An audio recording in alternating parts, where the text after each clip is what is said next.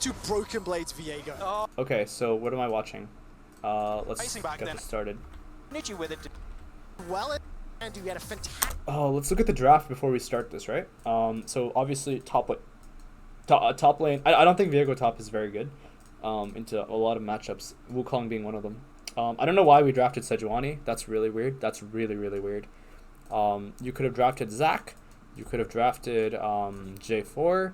You could have drafted like anything.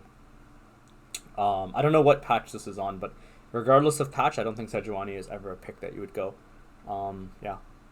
There's no Zac ban. The Akali pick is acceptable. The Kai'Sa pick and the Nautilus pick I think are completely fine. Yeah. So everything else is fine. I think the Viego pick up in topside is pretty bad. I think the Xin Zhao pick is also pretty interesting. I don't really have an opinion on that. But yeah, I mean it's a little bit weird. laning phase against Wonder yesterday. Viego is already starting to take over the lead. Yeah, and the more You linked the random LEC game? He'll be Okay. really early on the laning phase in week 1, and Schalke are already setting up. Yeah, you can see they're actually I hope COVID gets better so that we actually have a proper Worlds. going to deter him to go into Broken Blade here. Flash should be forced if he starts W. Find out that Dashaway instead, and gonna get Wukong starting W in this lane is so obnoxious now because now he can't just walk up to Viego and use E and auto. So this actually gives Broken Blade like incentive in the lane to actually move up and start getting level 2 against the Wukong, which gives him even potential incentive to possibly even look for like really good wave states against Cries. I don't know if he could cheat a recall in this lane, but if he is able to, then perhaps yeah, I could see a cheater recall happening up in top lane now that Wukong started W, but it doesn't matter. Let's keep watching. stunned in place. Kreis is already in so much trouble, and Schalke will secure first blood and donate it to Broken Blade's Viego. Oh, I do like what I see from Kreis in the beginning, though. He starts with the Wukong. Is it mirror the quality not high enough? We need to go 1080p. Let's try it again here. There we go.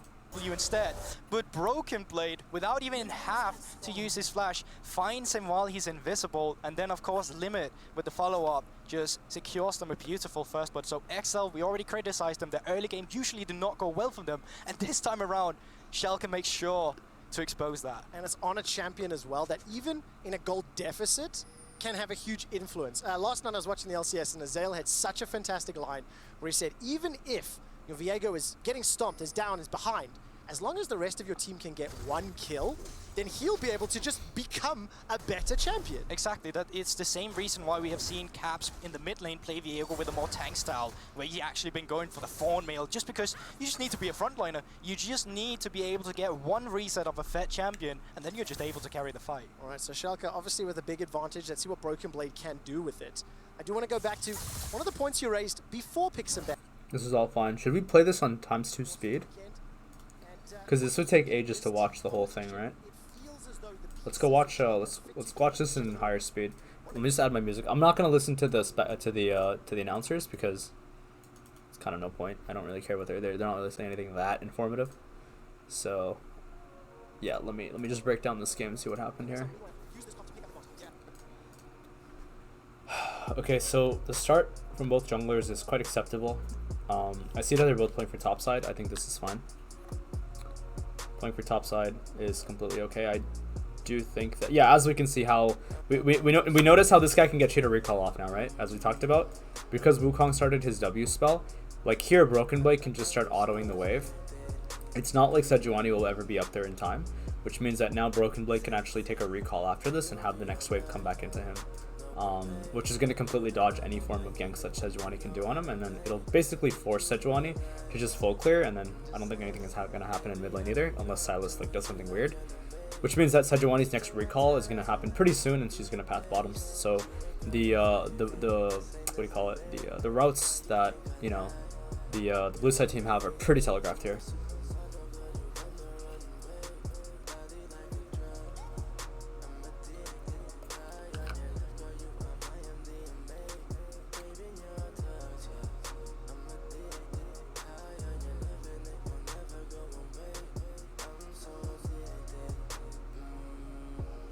What do you get plus 13 minus 17? You're probably playing in low MMR. Like you're probably playing in like gold with silver MMR, or you're probably playing like diamond with like platinum MMR.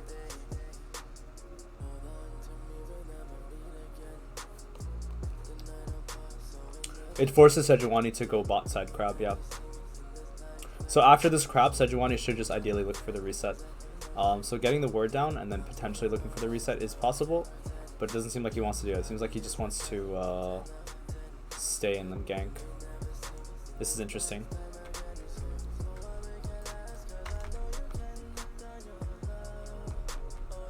So instead of recalling and going to bottom crab, he actually just sprints it to the bottom crab. I think there's a world though, like after Wolves, he just recalls now and then he goes to bottom crab. Because Nautilus and friends can move up into the river and we know where Xin Zhao actually technically is right now.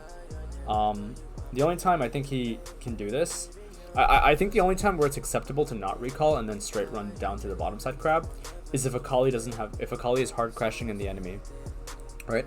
Because if Akali is hard crashing in the enemy and then Sejuani resets and then goes like this, Akali has authority to like probably move, which isn't good. So I see why this guy's going like this. Now, what this does here is it forces Sejuani to now take her bottom side jungle and then recall after Raptors, because it's really inefficient if she chooses to go top side and then plays a 2v2 up in top lane without getting a recall off. So here, Sejuani is going to move down to the south side of the map here.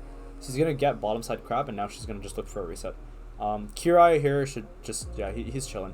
Now, obviously, if Viego stacks waves, he can dive, but it doesn't seem like Broken Blade is playing it pretty poorly, I think, in my opinion. Because if you look over here, right, if we look back here at this point in the game, the Wukong is not going to die anytime soon, right? He's full HP. Broken Blade is relatively healthy himself. So because he's never going to find a recall here, or sorry, he's never going to find a crash. What am I saying? Not a crash. He's never going to find a kill here. Sorry. He will find a crash. He's crashing right now. Because he's never going to find a kill here, and that Xin Zhao is not looking up top lane because there's 2v2 potential up in top side for a dive, he should just crash this wave and then reset, but he doesn't do that. Right? Now, I don't know why he doesn't do that. I think it's a pretty big misplay by top lane, but it is what it is. Like right now, if you just recall, why are you staying here, you know? There's no point. You come back against Wukong off of second recall with a longsword, and now, although Wukong has a shield, he's not going to find a recall in wave 4. Which means that now Wukong has no authority to ever really play against Viego, which means that Viego he just scales. Right? Kirai going for topside crab is pretty standard.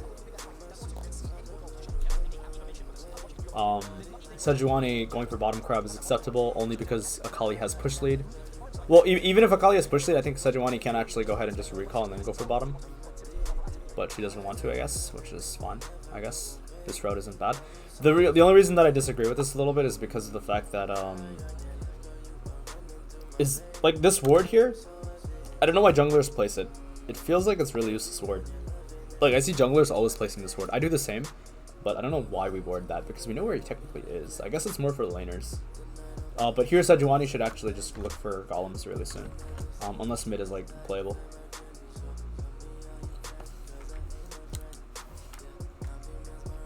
Broken Blade actually bounces on 5 and 6, right? And that's why Kirai is able to get a very good kill off here. This is really nice. But what could have been done is had Broken Blade bounced it on 4, then Kirai would have been able to maybe gank even earlier, and then yeah, I mean it would have been quite good. Kirai probably would have been able to gank a little bit earlier and then reset by now. So the tempo of the game could have been played a lot faster, but the team is playing it slowly because Broken Blade doesn't cheat a recall here. Sejuani going mid lane here is quite good because she sees something here. I don't know how this is even. Oh, it's because this guy runs it in. Now the reason Sejuani likes this gank and the reason why it's actually quite an acceptable gank to go at is because of these surplus of minions that are coming into the Akali. Because right now this guy's thinking I have to crash this wave along with the next incoming wave, right? Which is like right over here, which he can't really do. So this wave state is very, very obvious gank. The only time he can really recover this now is when Kirai ends up recalling and then runs it down up to mid lane. But the problem is now if he goes to mid lane to try to get the crash off on the on like wave 7, what ends up happening here is as wave 8 is coming in, all of these camps are actually up and Kirai is actually absolutely just completely off tempo now, right? Because now he has to go to top side. Or he has to go to bot side. If he goes to bot side, now he can't play for top lane with the flashless Wukong. And if he goes to top side, then his bot side camps are up, and he's not effectively clearing them properly, which actually allows Sejuani to get slightly ahead of him in camps. He gets like +2 camps. But anyways, this gank by Sejuani is quite good. I'm quite surprised it even works. Okay, actually no. So they get a splash. They get a splash. It's quite a successful gank because you end up getting flash here. Akali now just wants to try to, like, as you can see, right, we talked about how Kirai is moving in. Notice what he's doing on wave 7 and 8. Kirai is going to move in, because on 9, teammates have a recall opportunity, right? Now this is quite unfortunate. I actually think that what Sejuani should do here is after this gank goes off, Sejuani should actually share XP with Akali. Now I know it sounds weird, but what this guy should do is he should help Akali kill off like 2 of these or 3 of these melees. If Akali can help kill off some of these minions, then this guy can't just walk up for the crash, right? And then she can go into her jungle. But yeah, she doesn't do that, and now what's his name? The Sylas is able to get the crash off, and now Kirai doesn't actually have to path down into bottom or mid lane unless this routes, unless this like locks or something, right? Notice how he doesn't have to come now. Like it doesn't matter, because you got to realize when you think about tempo, you're thinking about timing, right? Essentially, and timing and space really is what it is. If you help Akali thin out these minions, and if Akali can get the lock, and then you go to your jungle, yeah, you're wasting time. But the enemy jungler is wasting even more time by coming in here and then having to crash the wave. And now the enemy jungler he's in a really awkward spot, because now he either has to route up or downwards, right? Which either way, the route isn't efficient for him, which means that Sejuani takes bot side camps. She hasn't recalled yet, she takes the reset, and then she goes straight like this. If Kirai ends up going bot side, this means that we play for her Raptors. And if he doesn't go, maybe he makes it in time on Raptors, I'm not sure, but that's a possibility, right?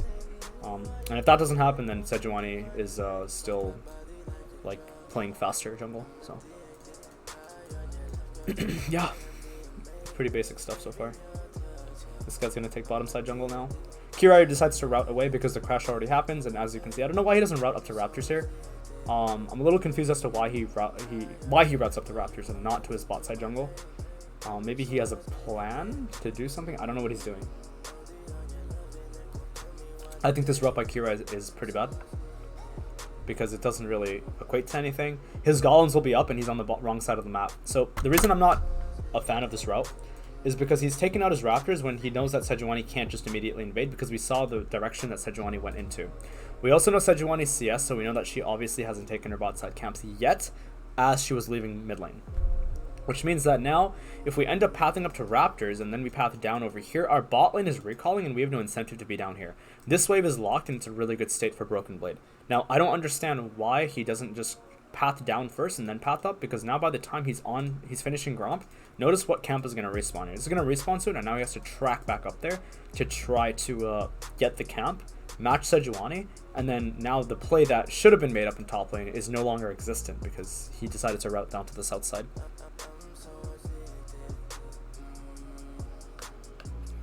So like he just got off a recall, right? And all he did is he bought a ruby crystal and came back to the lane on the map. Like, it's such a useless recall, you know? It's a 300 gold recall, but he's forced to reset because of the position he put himself in, because he ended up taking Raptors a lot sooner. Sejuani at this point should have been finishing her top side. At this point, Sejuani is just looking top lane, making sure that the Wukong is able to get the crash off of Broken Blade.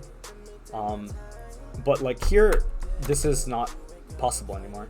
Now, the reason this isn't possible anymore and why I disagree with coming in like this is because these 3 casters are not enough for Broken Blade to actually lock the lane here, which means that now the slow push is inevitable, which means that Sejuani has no reason to ever even be up here unless she's waiting and she's looking for a gank, which means that now all this guy has to do is he just needs to go here, he needs to take this camp, he can go back up to top lane if he chooses to do so, because if he assumes that Sejuani maybe ganks on not this wave but the next wave after, he can wait here, right? And then he can look for a 2v2 up in top lane, which I do believe they win because Sejuani doesn't out-damage the Xin Zhao early on. So here, if I was Xin Zhao, I would have just taken the Golem camp and then I would have routed topside to match the push. Sejuani doesn't flip it because she doesn't want to take a 2v2, because maybe Sejuani is well aware that Kirai can also route up the top lane for a 2v2. And if you know you're going to lose 2v2, then it's just better not to take it. And so now Broken Blade is aware of this. I'm probably gonna see this guy, we're gonna see Kirai move like this. So Kirai's gonna be here, and now he's gonna wait for this wave to crash, and then he's gonna recall, and he's gonna go back to his blue buff. He's then gonna choose to hand over blue, and then he's gonna play the map depending on how he sees his bot lane or whatever. Right? I think Dragon is quite a pretty okay play. Okay, so he instead doesn't go, like we see him moving up, but I think what he's intending on doing is he's trying to crash the wave. But he doesn't do it because he doesn't want to be playing inside of a 2v2. Broken Blade instead finds a recall or a teleport down in bottom lane, but had the situation not happened, we would see Xin Zhao moving up and we would see Xin Zhao actually protecting Broken Blade on the lock, right? Sejuani obviously doesn't want to take the gank, and so because Sejuani knows that Xin Zhao can be up here and win 2v2, that Sejuani should not even she shouldn't even initiate the fight. This is just to know your strong side and weak side, essentially, right? This teleport by Broken Blade is quite good. I think this is really nice teleport. Really, really good teleport. Yeah, nice. Got a kill. Cool. Now Sejuani is forced to path down bottom. Unfortunately, we're not going to match the teleport because Akali is running Ignite. And yeah. Yeah, this is pretty good. This is a really nice ward placed by the support. Wow. It's a very nice support ward. This was such a good ward too because he knew that a trade was about to happen. He knew that they were going to engage in a full-on like 2v2, and he placed it right before the fight actually took place. That was actually a super, super good play by